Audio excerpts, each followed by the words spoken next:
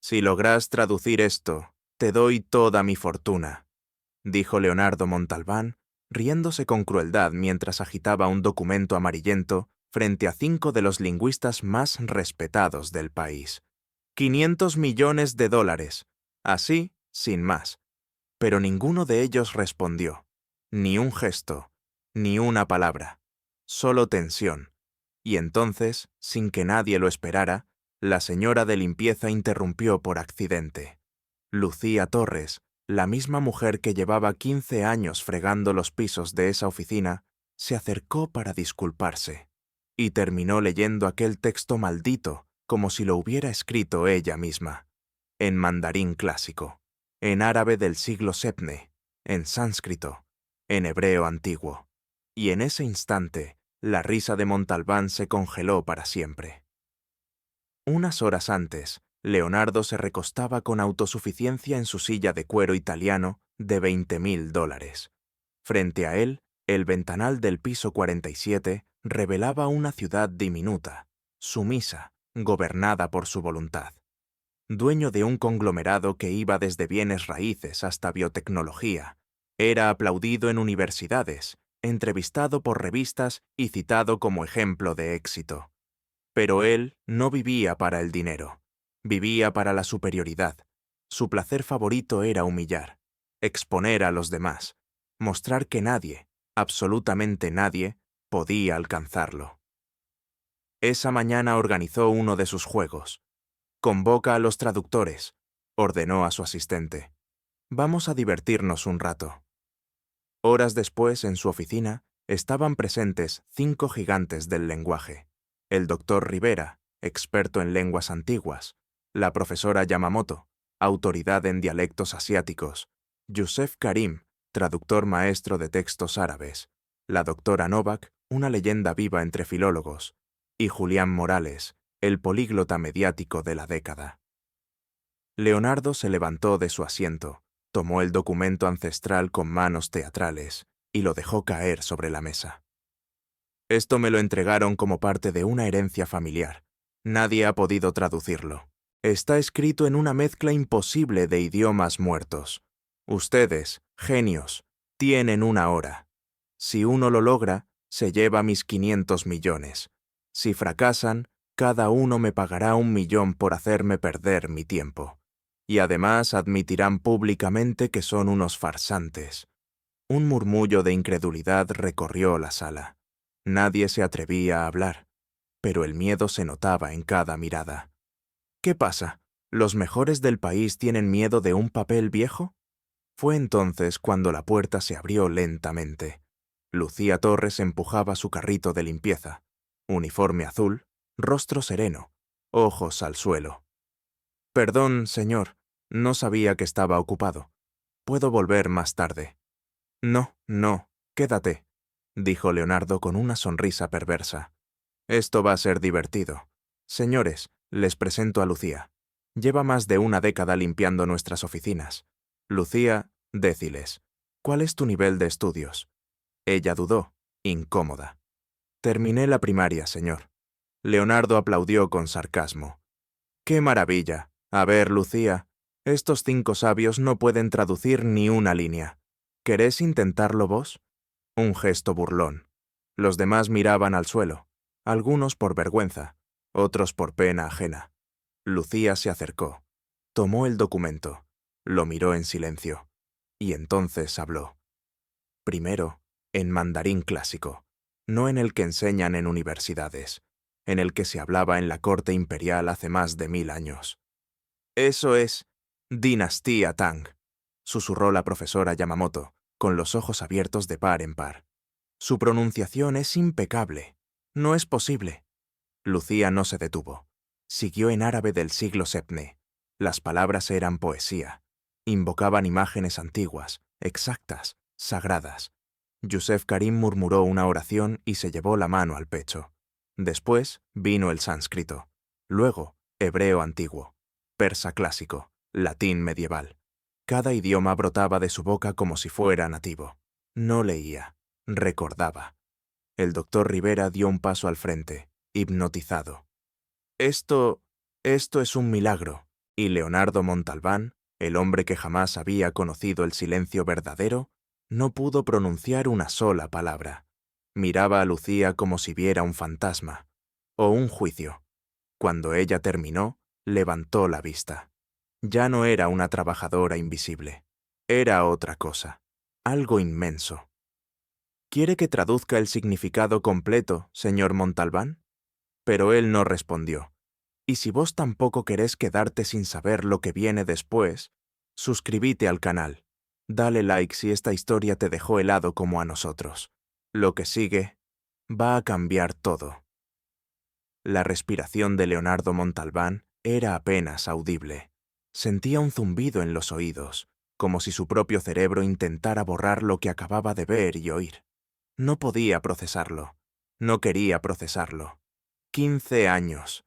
15 años viendo a esa mujer invisible vaciar su papelera, recoger el café que él dejaba sin terminar, frotar el mármol de su escritorio con la devoción de quien sabe que un error le cuesta el puesto. Y ahora estaba ahí, leyendo idiomas que ni él sabía nombrar. Lucía Torres no se movía.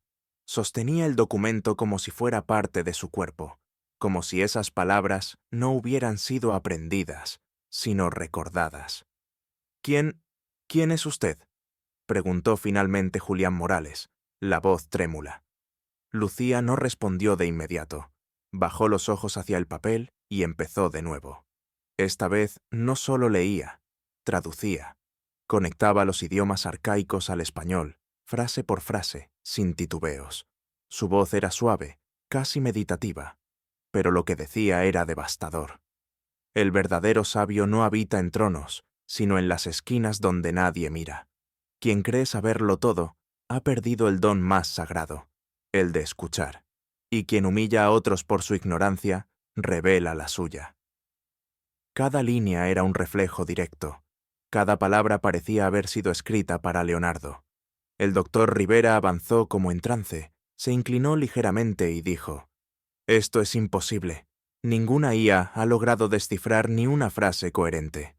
¿Dónde aprendió usted esto?» «En silencio», respondió Lucía, mientras el mundo me ignoraba. La doctora Novak rompió el protocolo. Se sentó en el suelo, los ojos húmedos. «Usted no es una mujer de limpieza». Lucía la miró con una calma que solo dan los años de cargar verdades en soledad. «Durante los últimos 15 años he sido exactamente lo que todos decidieron que era.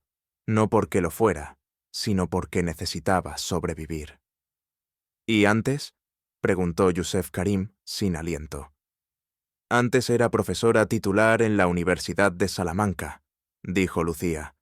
«2 doctorados, lingüística comparada y lenguas muertas. Hablaba 12 idiomas modernos. Leía 15 lenguas antiguas. Pero todo eso desapareció el día que me traicionaron». La habitación entera quedó en silencio. Leonardo se apoyó en su escritorio. Sus piernas ya no le respondían. El aire era denso, lleno de palabras no dichas, de verdades que desarmaban. Lucía dejó el documento sobre la mesa, con la reverencia de quien entrega un tesoro. «No vine aquí para ganar dinero, señor Montalbán. Vine aquí para proteger a mi hija, para empezar de nuevo, para existir sin ser destruida otra vez. Pero usted me puso frente a esto, y mi silencio ya no era posible». La profesora Yamamoto rompió a llorar en silencio. «Yo la he leído en revistas, en artículos. Usted era una referencia. ¿Por qué nadie lo supo? Porque me borraron. Porque cuando una mujer deja de ser útil para el ego de un hombre poderoso, él se asegura de que el mundo también la borre». Leonardo sintió un escalofrío profundo, el peso de una vida completa construida sobre la ceguera, el desprecio, la vanidad.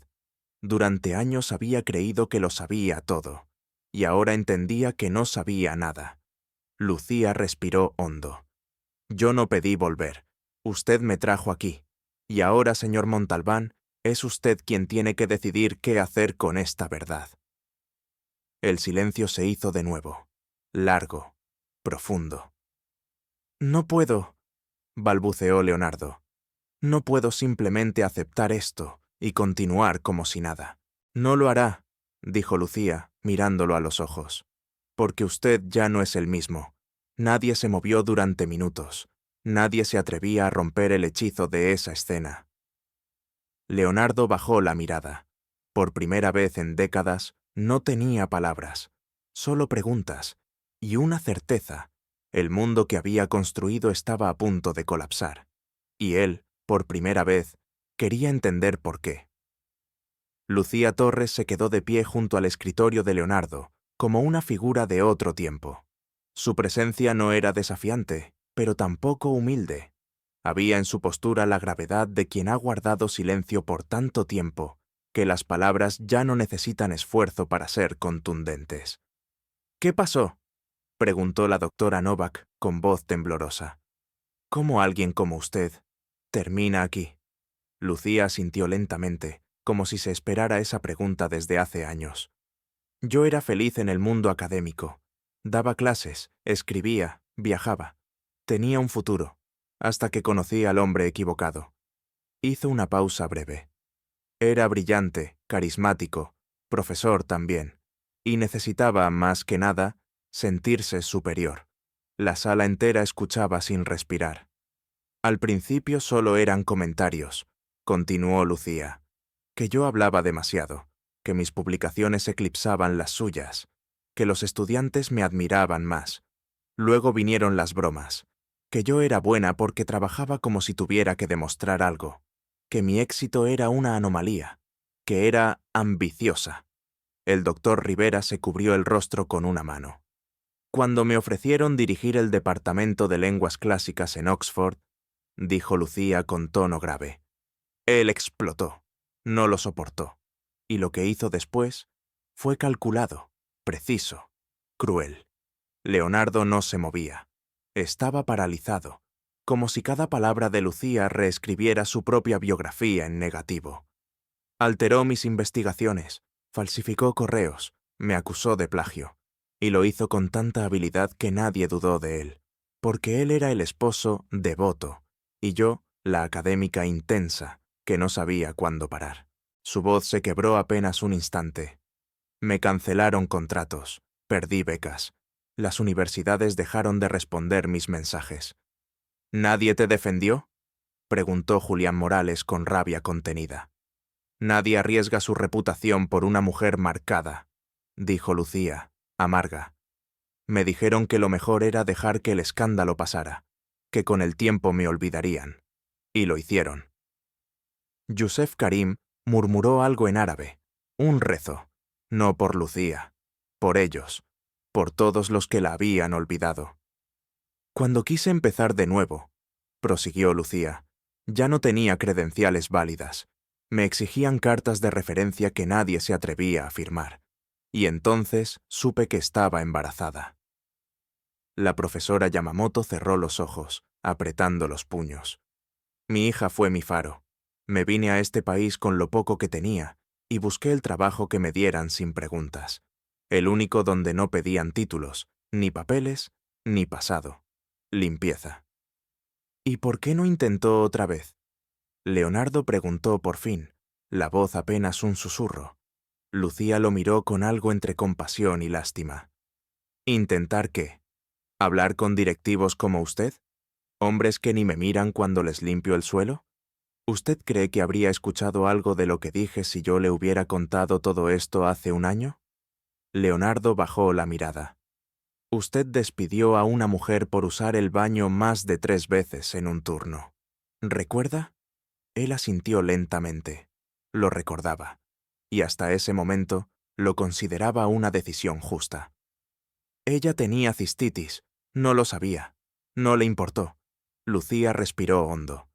«Durante años escuché conversaciones que ustedes creían que nadie oía, sobre inversiones, fusiones, despidos, gente hablando de ética mientras manipulaban cifras, gente presumiendo inteligencia mientras citaban mal a filósofos que yo había estudiado en lengua original». El silencio volvió a hacerse pesado. «¿Y tu hija?», preguntó suavemente la doctora Novak. «¿Ella sabe quién eres?». Lucía sonrió, una sonrisa rota pero llena de fuego. «Sabe que estudié, que fui profesora, pero no sabe los detalles.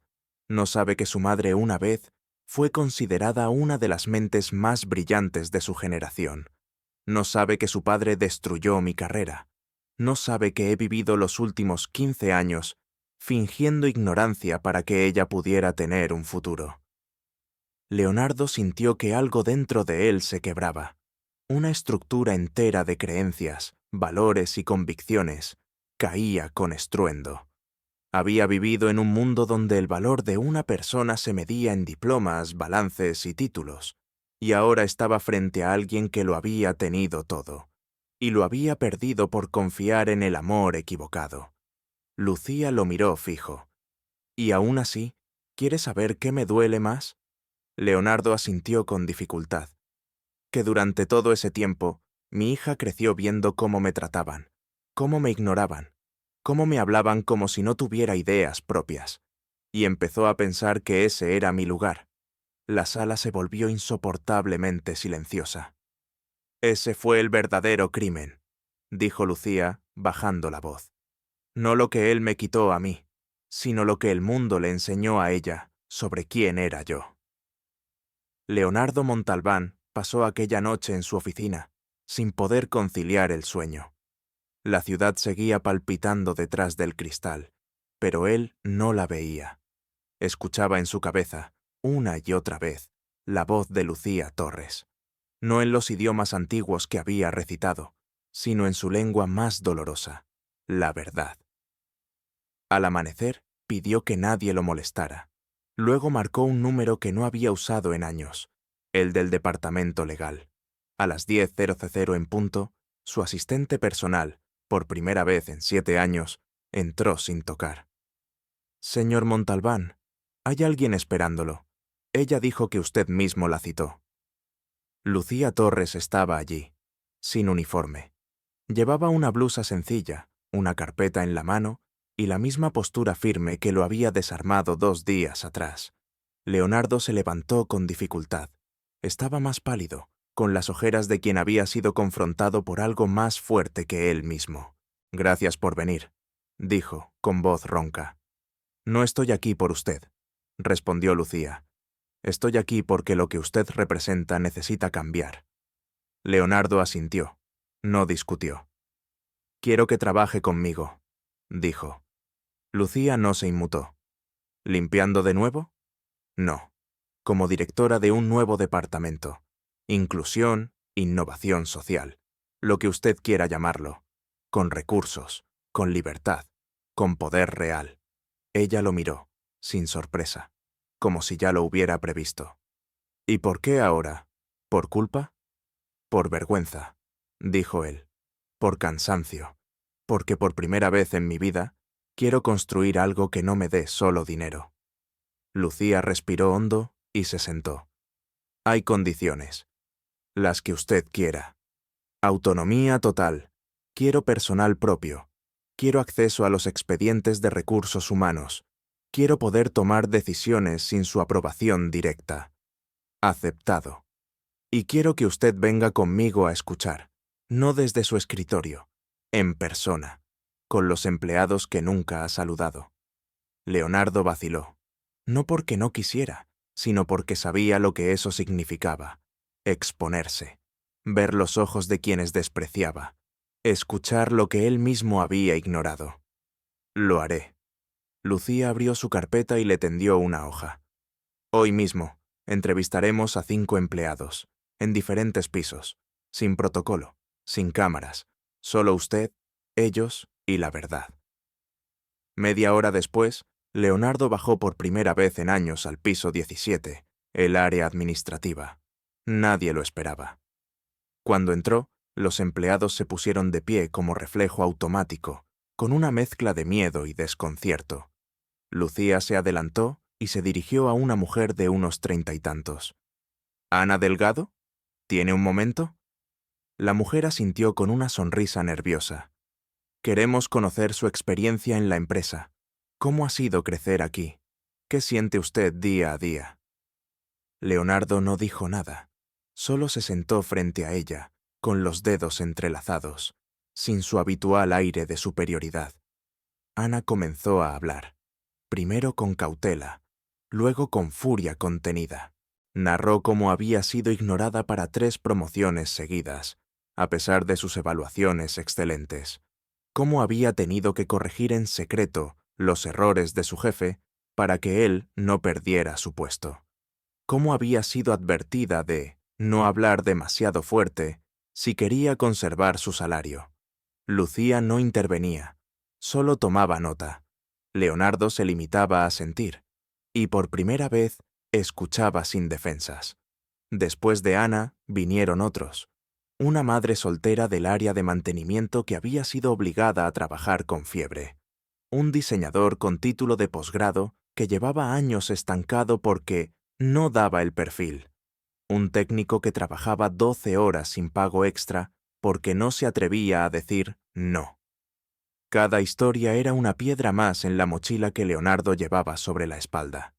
Al final del día, cuando regresaron al piso 47, él no dijo nada durante varios minutos. Lucía tampoco. Solo lo miraba, midiendo si la semilla había echado raíz.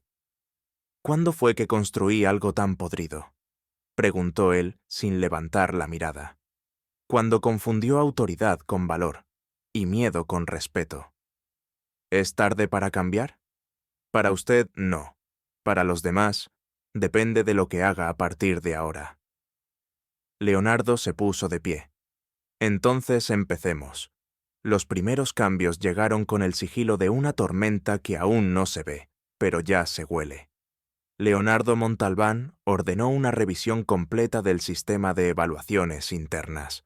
Suspendió temporalmente todas las promociones y exigió entrevistas personales con los jefes de área.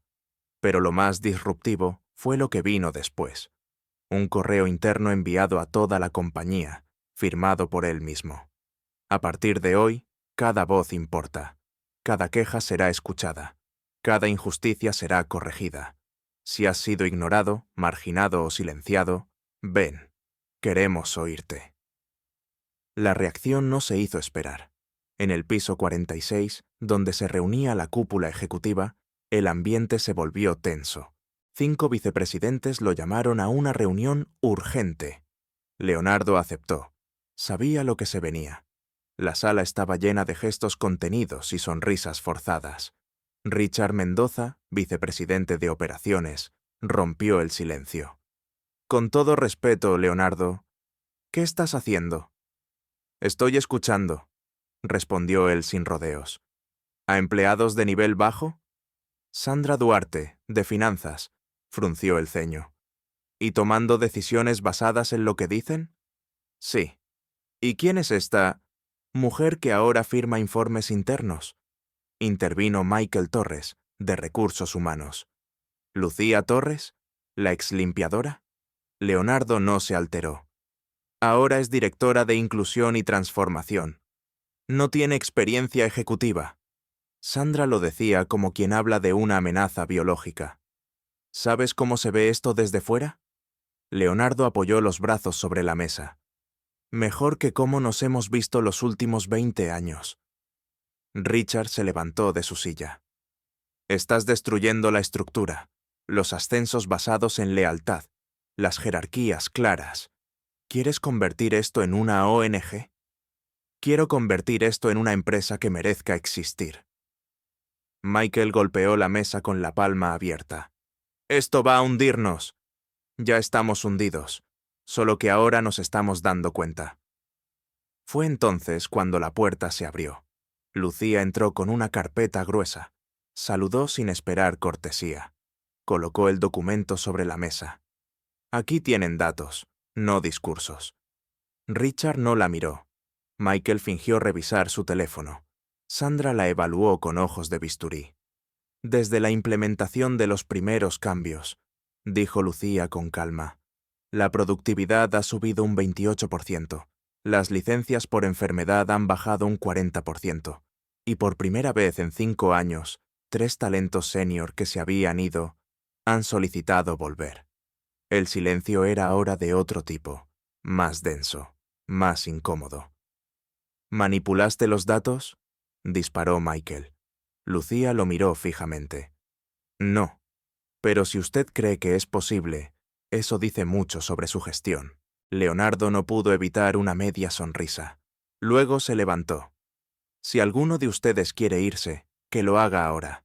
Pero si se quedan, será para construir algo nuevo. Con Lucía. Conmigo. Con cada empleado que hasta ahora consideraron invisible. Sandra entrecerró los ojos. Estás cambiando las reglas del juego. Estoy cambiando el tablero completo. Lucía recogió su carpeta y se giró hacia la puerta. Lo que resiste no es el cambio, dijo sin volver la vista atrás. Es perder el control sobre un sistema que los ha beneficiado demasiado tiempo. Cuando se fueron, Leonardo se dejó caer en su silla. Miró a Lucía con algo parecido al respeto. Van a intentar sabotearnos. Déjelos, respondió ella. Si juegan sucio, ganaremos limpio. Y si ganamos así, no podrán decir nada. Leonardo respiró hondo. Ya no era miedo lo que sentía, era claridad. La guerra interna había comenzado, y él, por primera vez, estaba del lado correcto. 6 meses después, Leonardo Montalbán observaba su reflejo en el espejo sin reconocerse del todo. No era solo su aspecto. Había adelgazado, tenía otra mirada, otro lenguaje corporal, sino la forma en que su mente se posicionaba frente al mundo. Antes se medía en cifras, hoy en historias, en personas. Esa noche se celebraría por primera vez la ceremonia interna de reconocimiento a empleados. No había traje de gala obligatorio. No había jerarquías marcadas. Había gratitud y verdad. Lucía Torres lo esperaba en el vestíbulo. Iba vestida con sobriedad, pero con la elegancia inconfundible de alguien que ya no tenía que esconderse. A su lado, Ana Delgado, ahora jefa de área con un equipo completo bajo su liderazgo. Más allá, Julián Morales conversaba con empleados de recursos humanos que meses atrás lo evitaban. Y entre todos ellos, alegría. No la alegría falsa de eventos corporativos, la genuina, la que nace cuando el miedo desaparece. ¿Listo?, preguntó Lucía. Listo. Cuando Leonardo subió al escenario, el silencio fue inmediato. No por temor, por respeto.